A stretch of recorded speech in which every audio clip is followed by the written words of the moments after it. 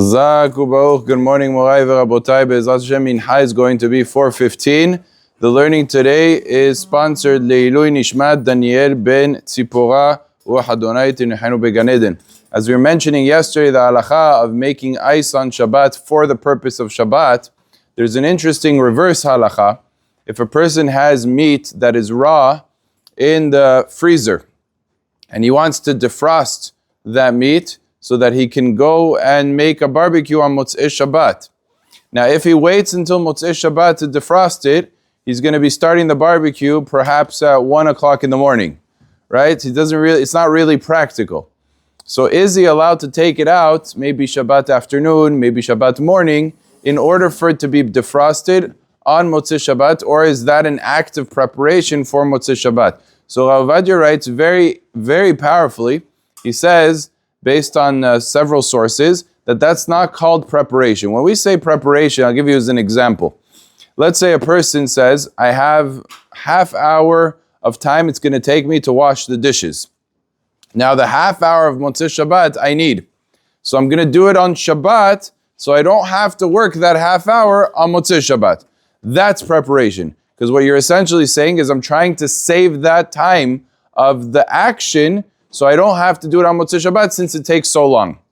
However, here the action really is nothing. All the action is taking from the fridge and putting it out. The reason I'm doing it is so that I don't have to end up waiting another few hours. The waiting is the problem, not the preparation itself. It's not, therefore not viewed as an act of preparation since I'm doing it to preserve the time that I don't have to wait until 1 o'clock in the morning on Motzei Shabbat. And it's not similar to the case of the dishes where the act itself is essentially freeing up my time for Motzei Shabbat. That's one reason, that's the main reason.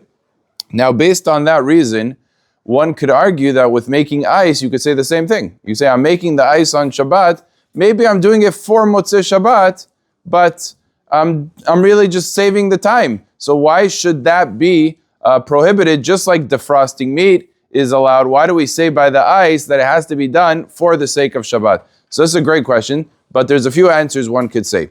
Answer number one, with ice, it doesn't take that long. You can make ice maybe in 45 minutes, maybe in an hour. You put it in the back of the freezer. It's not like defrosting meat, which is a question of a long time. So therefore, if you're making the ice on Shabbat for Motzei Shabbat, it's a problem because you could have really made it on Motzei Shabbat, especially since ice is not as essential as meat. You can go ahead and buy in the store. You could drink it without ice. You could put things in the fridge and things like that. And therefore, it's not deemed as essential as the meat. And it could be very much viewed as preparation, especially with ice.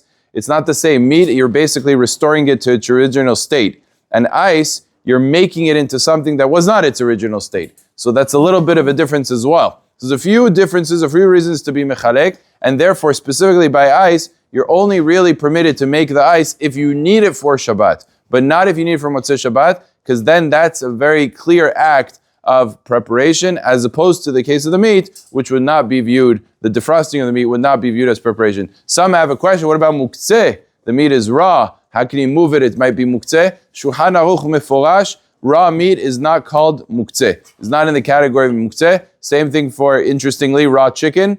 However, raw fish, on the other hand, could be muktzeh, since raw fish is not generally eaten, especially if it's a big fish, not like a sushi, taking a little bit of sashimi or something. It's a big fish. If raw fish is not generally eaten raw, and therefore it is deemed to be muktzeh. Baruch Adonai le'olam. Amen ve'amen.